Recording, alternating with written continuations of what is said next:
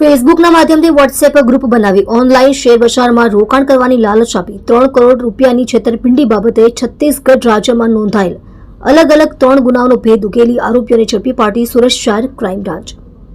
Police commissioner Shri Surat શહેરનાઓએ સુરત શહેરમાં call સેન્ટરની આડમાં શેર બજારમાં રોકાણ કરવા માટે લાલચ આપી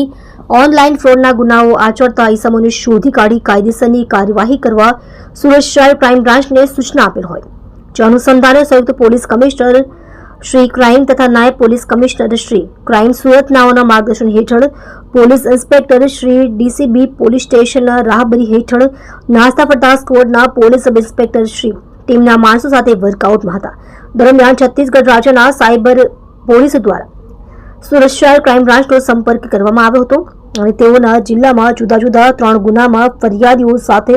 ઓનલાઈન ફ્રોડ થયેલ હોવાનું જણાઈ આવેલ હતું. આ ગુનામાં આરોપીઓએ ફરિયાદીશ્રીઓને શેરબજારમાં રોકાણ કરવા માટે અલગ અલગ નામથી વોટ્સએપ ગ્રુપ બનાવી તેમાં રોકાણ કરવાની સ્કીમ જણાવી લાખો રૂપિયાનું રોકાણ કરાવેલ હતું. આ રોકાણ કરવામાં પ્રથમ 2 થી 3 હજારનો ફાયદો કરાવી ત્યારબાદ મોટા પાયે રોકાણ કરાવેલ જે રોકાણ કરેલ રૂપિયા પરત મેળવવા હોય તો કંપનીના નિયમ મુજબ વધુ પૈસા જમા કરાવવા જણાવી ત્યારબાદ વોટ્સએપ ગ્રુપ અને ટેલિગ્રામમાં ફરિયાદીઓને બ્લોક કરી તેઓની સાથે છેતરપિંડી કરી વિશ્વાસઘાત કરી ગુનો આચર્યો હતો. સદર ચીટિંગ કરનાર ઇસમોના મોબાઈલ નંબરો સુરત શહેરના હોવાનું જણાઈ આવેલ હતું જેથી તેઓએ આપેલ મોબાઈલ નંબરોના આધારે તપાસ કરતા નીચે મુજબના આરોપીઓની ગુનામાં સંડોવણી હોવાનું જણાઈ આવેલ. પકડાયેલ આરોપીઓ આર્થિક રીતે નબળા અને પૈસાની જરૂરિયાત હોય તેવા ઇસમોને શોધી તેઓના નામે બેંક એકાઉન્ટ ખોલાવી તેઓને એકાઉન્ટ ખોલવાના બદલામાં એક જ વખત રૂપિયા 5 થી 10 હજાર આપી ત્યારબાદ તેઓના એકાઉન્ટનો તમામ વ્યવહાર આરોપીઓ જાતે જ સંભાળતા હોય છે અને તેઓ ભારત દેશમાં આવેલ અલગ અલગ રાજ્યોમાં ફેસબુકના માધ્યમથી વોટ્સએપ ગ્રુપ બનાવી તેમાં ગ્રાહકોને એડ કરી સ્ટોક માર્કેટમાં રોકાણ કરવાની બહાને લાખો રૂપિયાનું રોકાણ કરાવી ઓનલાઈન ફ્રોડના ગુનાઓ આચરતા આવેલ છે.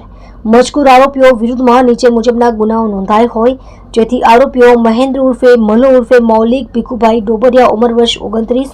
ધંધો બેકાર રહે ઘર નંબર 906 શેરી નંબર 7 હરિદર્શન સોસાયટી સિંગણપુર સુરત